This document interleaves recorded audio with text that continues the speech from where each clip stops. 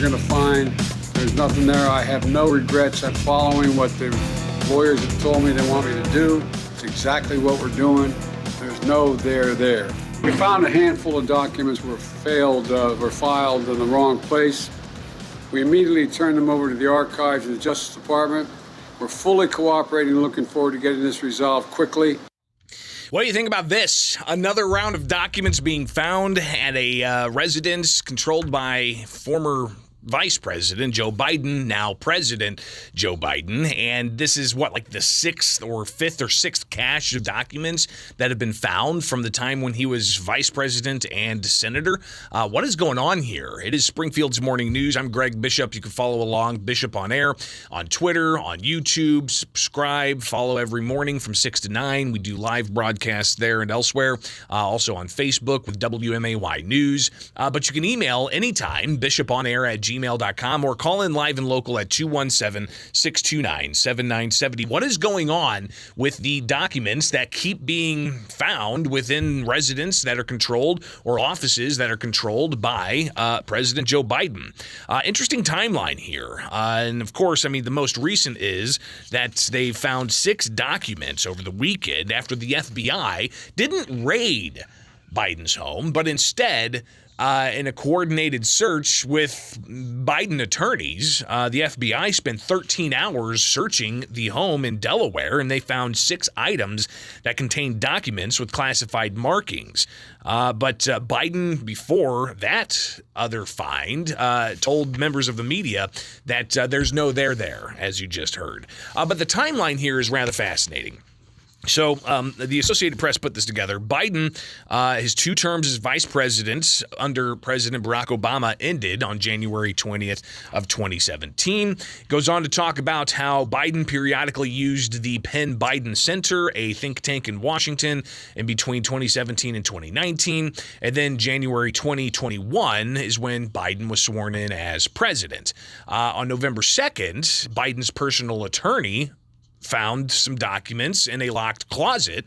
And then on November 3rd, you had the National Archives that took possession of those documents. So on the 2nd of November, just a handful of days before the midterm election that we just had a handful of months ago, November 2nd, they found documents. November 3rd, National Archive takes those documents. November 8th, is the midterm election. And then between November and December of 2022, the Associated Press's timeline has Biden lawyers searching the president's home in Wilmington, Delaware, and also at another residence also in Delaware to see if there are additional documents. And the FBI then begins an assessment of whether the classified information's been mishandled. November 14th, you've got Attorney General Merrick Garland issuing a U.S. attorney from Illinois to look at these things. John Lausch is that U.S. attorney. That's the guy who actually has secured a whole bunch of convictions and criminal charges against Illinois state lawmakers and alder people and city officials from other parts of the state. John Lausch going after corruption quite a bit. But he ultimately was tagged to say, is there something here? So while President Joe Biden says there's no there, and let's just hear that again from President Joe Biden. You're going to find there's nothing there. I have no regrets. I'm following what the lawyers have told me they want me to do. It's exactly what we're doing. There's no there. Well, if there's no there, then John Lausch, the U.S. attorney tapped by Garland to look at this, he says there's something there and says it warrants a special prosecutor. So a special prosecutor, special counsel has been assigned to investigate this. That was announced January 5th. And then January 9th, CBS News reveals that yet another discovery has been found. January 10th, Biden's asked about this during a news conference, saying he was surprised to learn that there were any documents. And then it goes on from there. January 11th, Biden's lawyers complete their search and find one additional document. January 12th, additional classified documents found. January 14th, even more found. January 19th, that's when Biden said that there's no there. He says that they found a handful of documents that were filed in the wrong place, he said. But then over the weekend, after Biden made those statements, they found yet even more documents. And this is starting to pile up and draw a lot of attention. Curious what your thoughts are about all of this at 217-629-7970. Do you think that this is going to lead to the impeachment of President Joe Biden in the U.S. House? Who knows if that advances in the U.S. Senate, but this is obviously a compounding issue that doesn't seem to be going away. It actually seems to be getting worse when it comes to the documents that are being found from the time that these are actually Obama era documents. And the interesting double standard here as well, I think, and we'll talk about this coming up after the break, but the double standard here is fascinating because of how some Democratic leadership characterized the Trump documents that were fresh off of being in the Trump administration, being found in Trump's possession down in Mar-a-Lago. I mean, literally fresh off of Trump's administration. He's got a few documents in his hands. All right. Those documents are different than the Obama era documents that are scattered all over places that the Bidens controlled. Who knows who had access to those office spaces, to those residences, and who had access to those documents possibly? Is there some kind of pay-to-play scheme here? And some kind of influence peddling operation. That's something that House Republicans in the U.S. Congress may be delving into with some rapid nature in the very near future. Let's get some of your thoughts, though, at 217-629-7970. Good morning. You're on WMAY. Good morning, Greg. Hey. Hey, what do you think about the idea that, somebody doesn't really want Biden to run again, and they want to make sure that they tarnish him enough to get him out of there and make sure that doesn't happen so they can put in a Newsom or a Pritzker or somebody else in that spot to run for president the next time? Yeah, and this is something that would typically be relegated just to, back coffee talks or, people at bars just hanging out, shooting the stuff, just throwing out there, whatever sticks, having a good conversation. But this is no longer something that's being talked about in that fashion. It's now being talked about and discussed in mainstream outlets that could be what's going on here, that the Democratic Party's done with Biden. He's going to be too old in the second term. Biden hasn't officially announced yet. Apparently he's going to wait until, the State of the Union or something. But, there's a lot of speculation out there, and it's not just speculation that is behind the doors at some speakeasy. It's speculation that is very much in the mainstream. Yeah, I think it's very odd and weird timing that all of this stuff comes out. Who finds it? Who tipped them off to where these things were located? What pushed them to continue to look for more things after he said he didn't have anything else? So, nothing really adds up as a logical explanation as to why this all came about. But what's fascinating about this, too, is, is this what's going to lead to some kind of impeachment or some kind of dethroning of sorts of President Joe Biden? And why is it that this is the thing and not, say, the, neglect at the southern border with 4 million undocumented migrants coming across the border just in the Biden administration alone, if not more? I'm sure it's a lot more than that. But why didn't that trigger the possible dethroning of President Joe Biden? Why didn't the collapse of the Afghanistan withdrawal? Why didn't that further this? What we're seeing is some speculating is a dethroning of President Joe Biden. Why did it take these documents that apparently, some are looking at saying, oh, there's some actors within the deep state that don't want Biden to be in office anymore. And so they're pushing out this document narrative.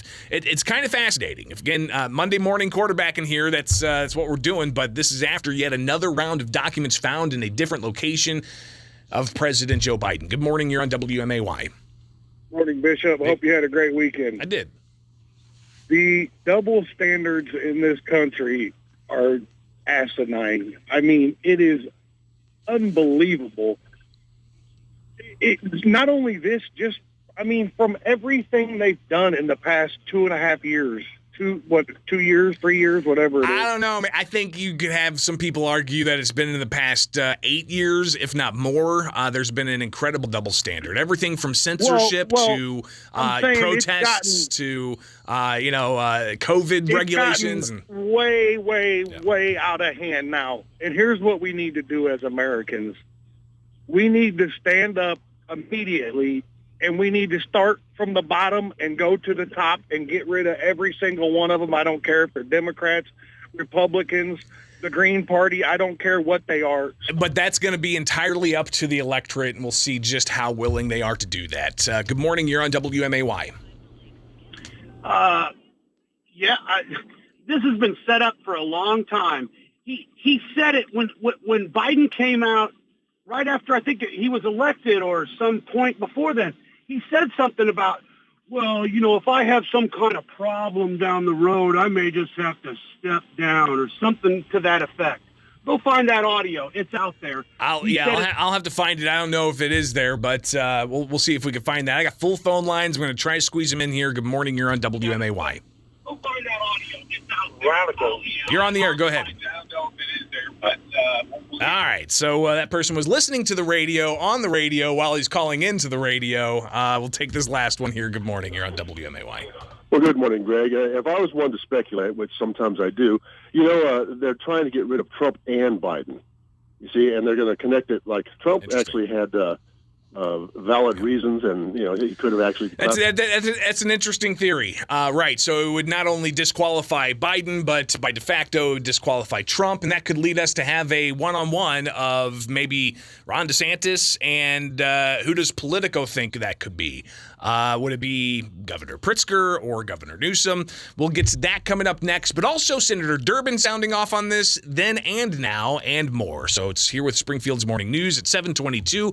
I'm Greg Bishop on 92.7 WMAY, Springfield's News and Talk.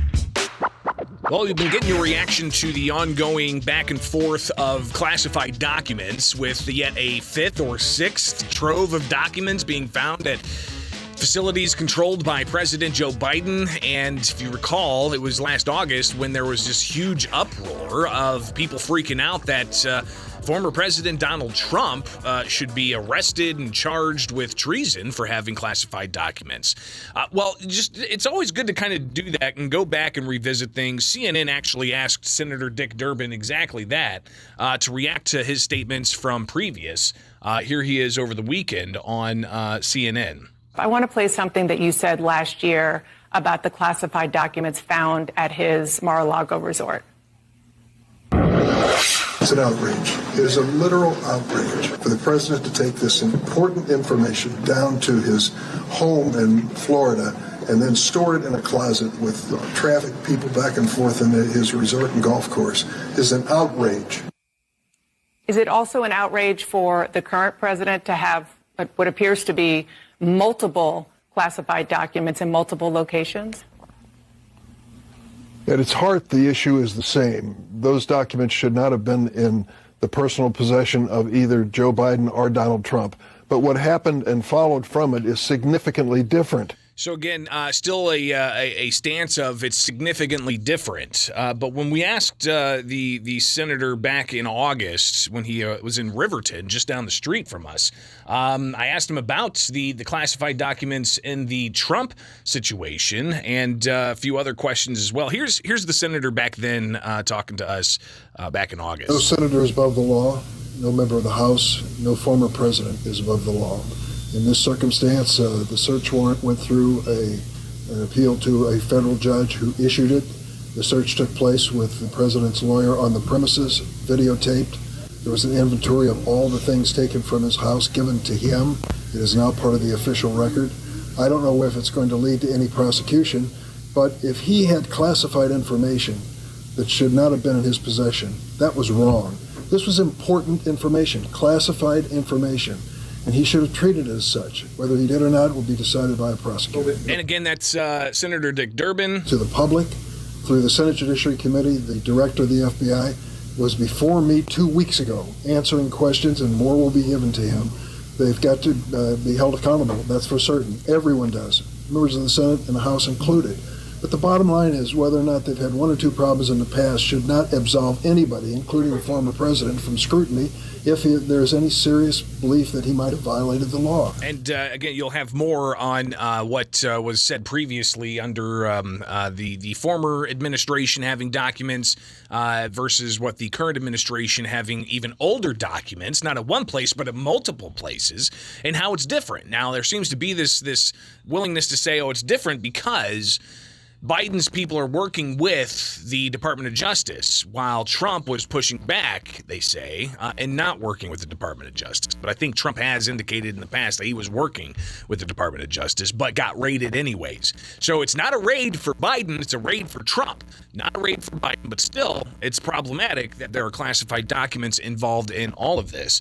But continuing on here, you have, of course, the prospect of who could possibly be the presidential contenders for 2024, and even Politico seems to be putting in that speculation that it could be indeed either Ron DeSantis or Illinois' own Governor J.B. Pritzker. And I've seen a lot of Illinois political players talk about this particular Politico video, sharing it on Twitter. Let's just hear a little bit of what it is. It shows a side-by-side of DeSantis and Pritzker. It says inauguration we would ensure speeches. that Florida taxed lightly, regulated reasonably, and spent conservatively, and we delivered. We balanced the budget and got credit upgrades. We raised the minimum wage. We legalized cannabis. Oh, I see all of you. Yeah. We said we would end judicial activism by appointing jurists who understand the proper role of a judge is to apply the law as written, not legislate from the bench. We took nation-leading climate action that's growing our energy production. We protected reproductive freedom in our laws. Many of these cities and states have embraced faddish ideology at the expense of enduring principles. We reject this woke ideology. We will never surrender to the woke mob. Florida is where woke goes to die. Amid a rise in intolerance and fascism throughout the United States, Illinois has decisively moved to protect civil rights, human rights, and voting rights. We will enact. So again, you can see kind of the contrast that even Politico is trying to draw here as we get closer to what is already the 2024 election cycle. So we'll watch all of that closely and get your reaction to it and more. Here with Springfield's Morning News, of course, follow me on Twitter, follow me on YouTube, two places where you'll get regular updates each and every day, each and every morning, live and local. It is Springfield's Morning News. I'm Greg Bishop. Again, bishoponair@gmail.com, the email address, or just follow me on Twitter.